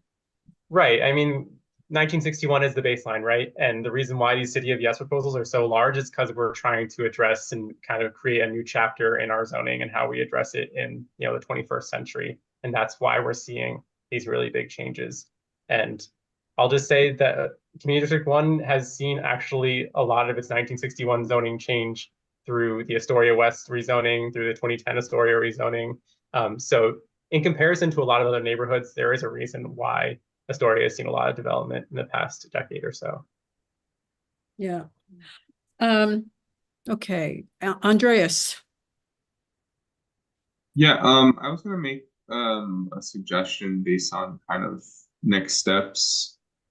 And I think there's definitely a lot, and I'm sure most of you like me are probably gonna go back and look at this stuff again, probably have 10, 15 more questions. So, I guess the concern is just like Liz said, I think pushing like, the full board meeting back or doing something late or summer just becomes a lot more tricky. So I'm wondering on the feasibility of perhaps, we've taken some notes today on some common concerns, but perhaps if there's a way for everybody to kind of like submit their additional concerns to the board, just so we kind of have, a list of some stuff. So, Colin's prepared as well, and they could also be answered beforehand. That way we kind of like streamline the June full board meeting a little bit more. I don't know if we're able to do that, but that could be an option instead of doing, another virtual meeting if there's scheduling issues and it's difficult to get everybody, in a Zoom room again. Yeah, it's kind of a short period of time before the board, and I'm not sure that we can gather all that information and do something with it before the board meeting. That's my concern. But or more so for us to just have, because it seems like people are learning, leaning yes, but with reservations. So perhaps just to have, those reservations written down as clearly as possible. So when, we're discussing what we would want to include in a letter at the full board meeting in June, we already have like, a list of ideas that, we can mention at that meeting, for the rest of the members who haven't looked at this, in with as much detail and might have similar questions that we discussed today.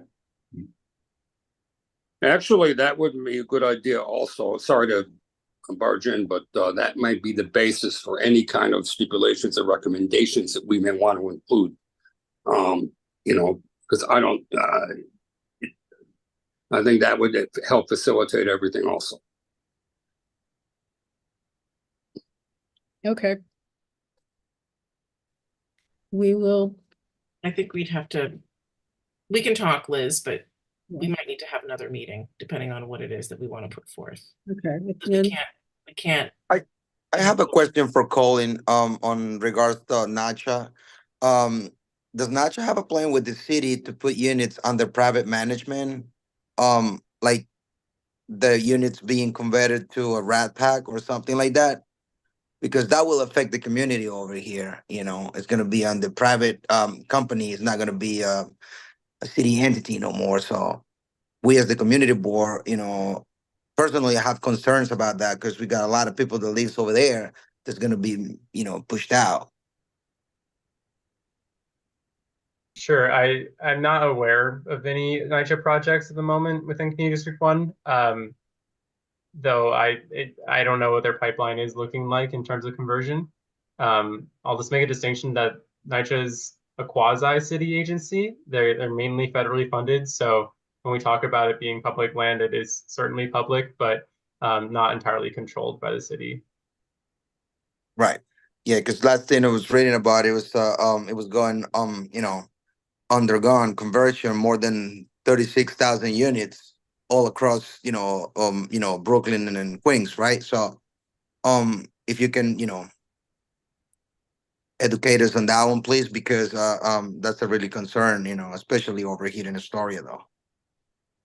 Well, that might be something for the housing committee to discuss as well. I think we have about RAD, about the preservation trust, about those things and where those are. Because I don't think they voted on those here in CB1 at the NYCHA developments that we have, but it's something that is on the agenda for the future. Yeah. Awesome. Good. It's a good question. Yeah, my question to Katie was there any discussion in your committee about this, or were you waiting until we had this meeting?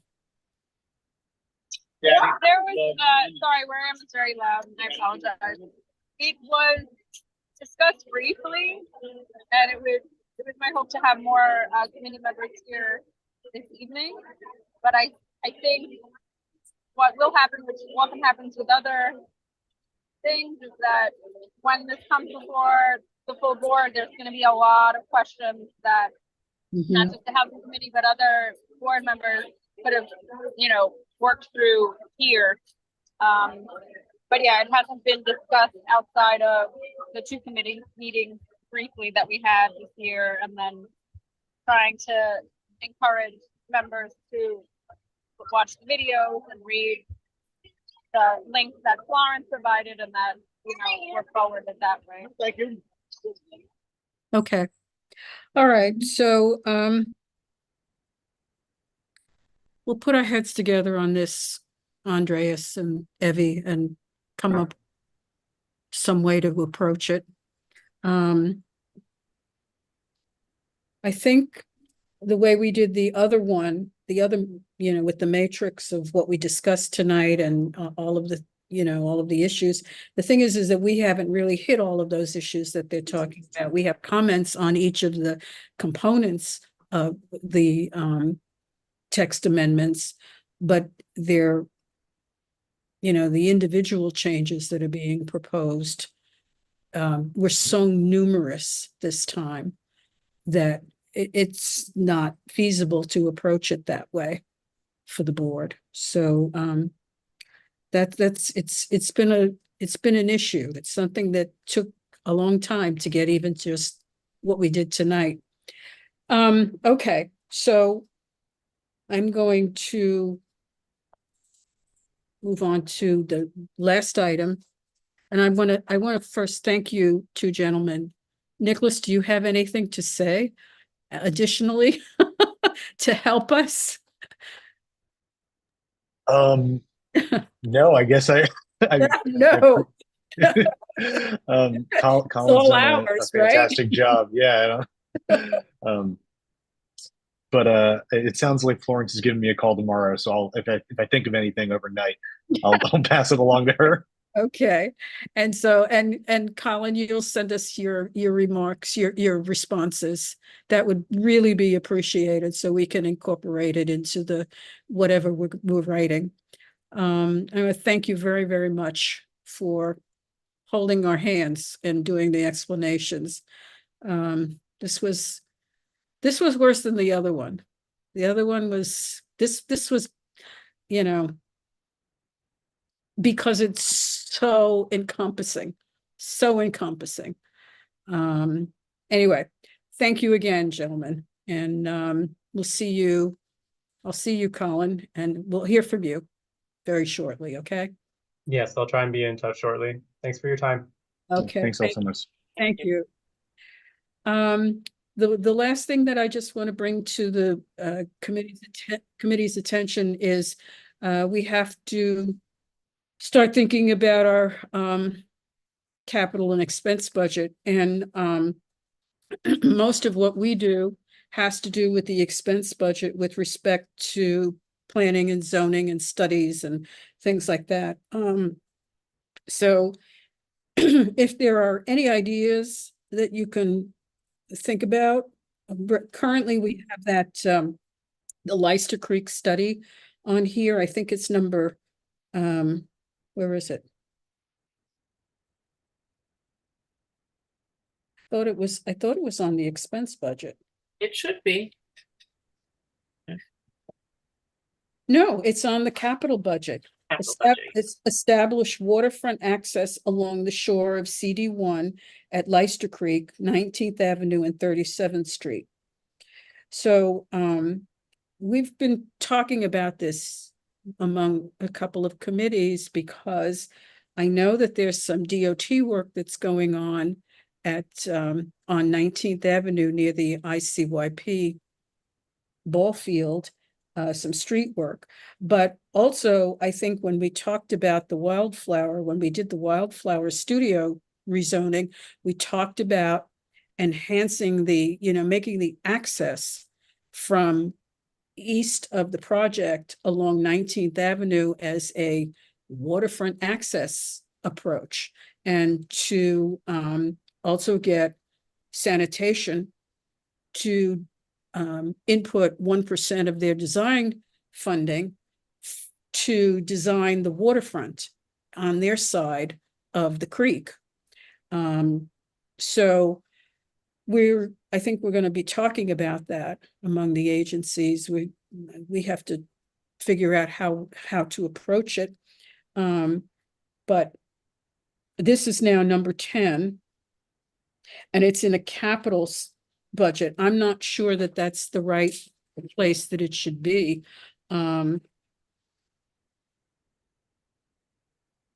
Because, this is going to require actual study and work on their part, on those agencies' part, which requires personnel to be paid. So, Florence, yes, please weigh in. Liz, those are 3 different items that you're talking about. They're not individual. The problem is the way it was worded in the past, quite some time ago, was to create access there, which that's actually a DEP site with a sewer runoff, and the water there will need to be addressed. And there's some debate about that community-wise, because a lot of the bird watchers don't want that natural habitat to be disrupted, so to speak. And the 1% is a separate issue for the property of the DSNY, which would be a completely different topic that would have to go on the capital expense in a different way. So actually it's 2, it's not 3. Mm-hmm. No, So I agree with you. I agree with you. There's a lot of intersecting agencies and things that have to be done. And the reason why I wanted to get this going was because the studios are going to be opening soon, and we may lose that whole connection. When this was going through, they were willing to help coordinate the agencies that have to work. If you have somebody who's a big shot in the city on your side, it may help. So I didn't want to lose that opportunity with them. And so the big thing is going to be which we never had on capital expense budget. If your committee chose to put an additional in the capital and label it as a Lister Creek study at that location and ask for the study there, again, because of the bird sanctuary and because of the sewer runoff and the pollution in the water, you might want to consider discussing and debating that study for there. I never thought that it was to not restore, like I thought that was the whole idea behind the project, right? Is to restore that area so that, because people do go bird watching there, it wasn't to kind of eliminate that in any way. The whole point was to tie those pieces together. There's the 1% for art. That's the DSNY. The new garage has to include 1% for art, right? But that's the mandatory. Then there's Wildflower, and they committed to doing that whole waterfront, park, promenade, whatever you want to call it. Correct. And there was that little piece of land in between. Where the kids died. Yeah, but the whole point was to, we wanted to try and restore that. And the DSNY, their project they were going to do along the shoreline was kind of like a restoration, right? They were going to plant I think it was like we're going to do committed to it though. They never committed to it. They never committed to it because the blueprints for the sanitation garage have not yet been done, and there was never any commitment from DSNY we've asked for it, but there's never been a commitment made. It was part of their plans that they presented. We asked for it. We never got feedback. It was part of their plans that they presented. Yeah. I think they just never said anything about it because it's been on the shelf for how long? So long, 10 years at this point. So I think that Madam Chair, can I ask a question? Mitch was the one who brought up the 1% and brought it to light. I'm asking, I don't mean to be rude, wasn't it during the committee meeting that Mitch brought up the 1% that we didn't know about it? He brought it up. It became a topic.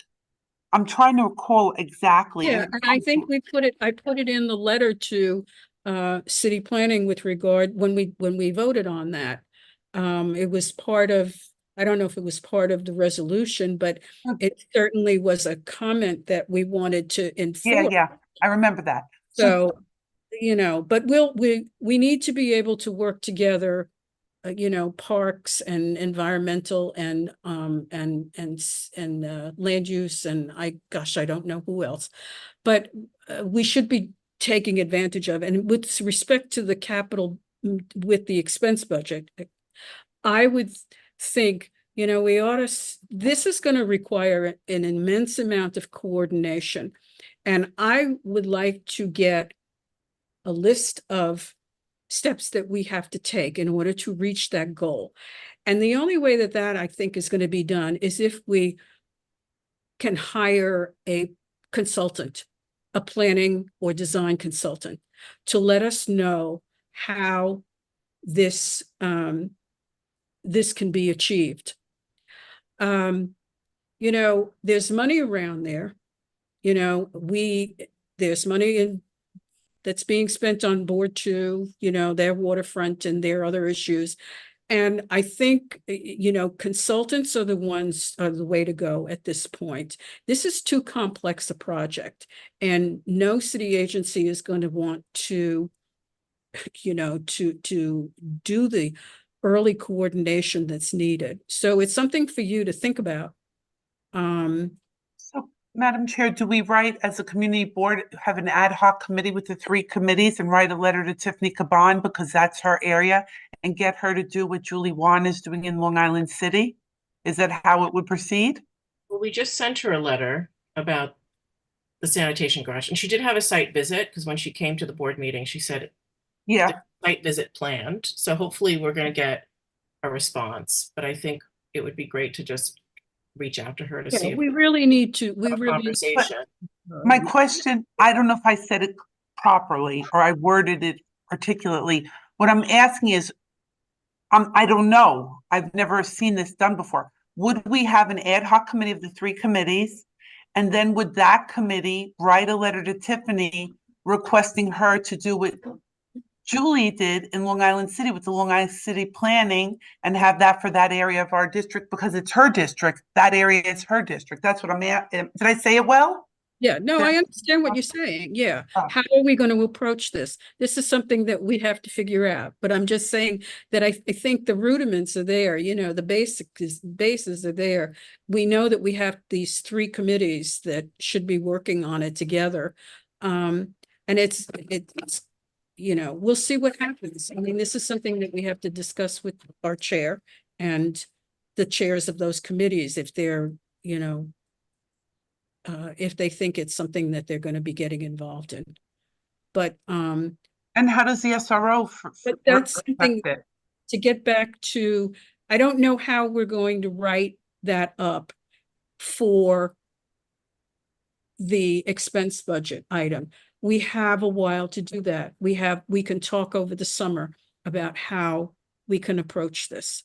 So it could be either be a capital budget, or it could be, the other one. I think what the committee can do is look at last year's list, just to, particularly for those of you who are new, or haven't really been involved in the process before, is to look at the list from last year that was sent out, see what was on there, that went to like DCP, or if it's relevant to this committee, DEP.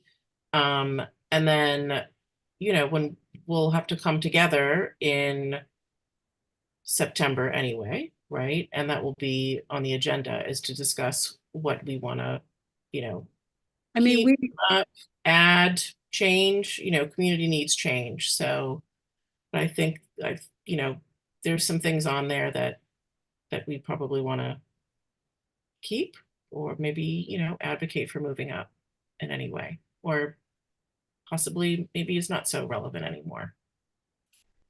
That's true. Yeah. Some of the things on there, but we have very few. I mean, we've asked for studies, funding to city planning for Ravenswood study, and we got an in-house what did they call it? Yeah. It wasn't a plan, it was a, intent. This is what how they saw it in the future. Instead of a rezoning issue, it was just like a plan concept and, handed to us. Here it is.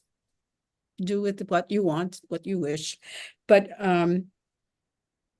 okay, so, I mean, we have some time. I just wanted to bring it up and let new members of the committee know that this is something that, well, I think it's really worthwhile for the community board, for the community district to have access there. And I know there are other interested parties who are trying to do the same thing, to open up the waterway for access for boating and bird watching, obviously. So, it's not going to be easy, but that's why we need somebody, I think, who can really point out all of the aspects of the project that we have to take care of during the course, to get it done. So, anyway, so that's all I have tonight on that. Amy has her hand up. I'm sorry. I'm just throwing out all these new ideas tonight, Liz. The mayor appointed this new public realm officer, Yating Liu, and I'm just wondering if, one of our committees should reach out to her to have her come, be aware of some of these issues, especially the public access stuff, like the Leicester Creek study or, any of our waterfront issues. Okay. Just something to think about over the summer. Okay. You said public realm officer?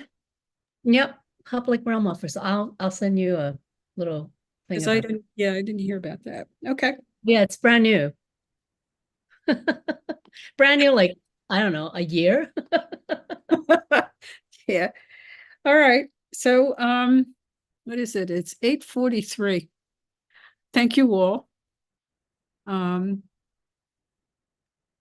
see. I think Florence still has her hand up, but that's from before. So, are there any, there's. Okay. One of this person, there was a comment in the Q&A. This relates to parking minimums in ADA. It says there are already no parking minimums in Manhattan, so ADA doesn't seem to be an issue. But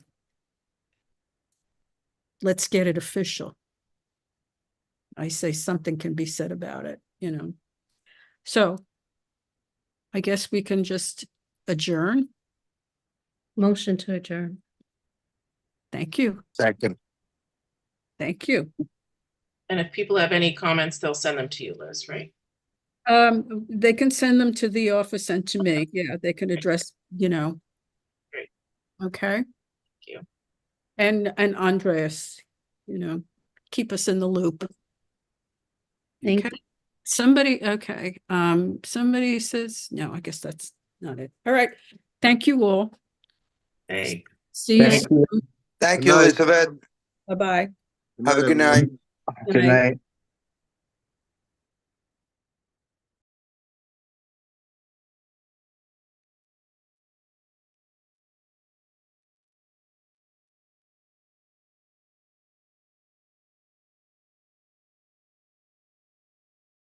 Thank you. Have a wonderful evening. Thank you for your service. Thank you.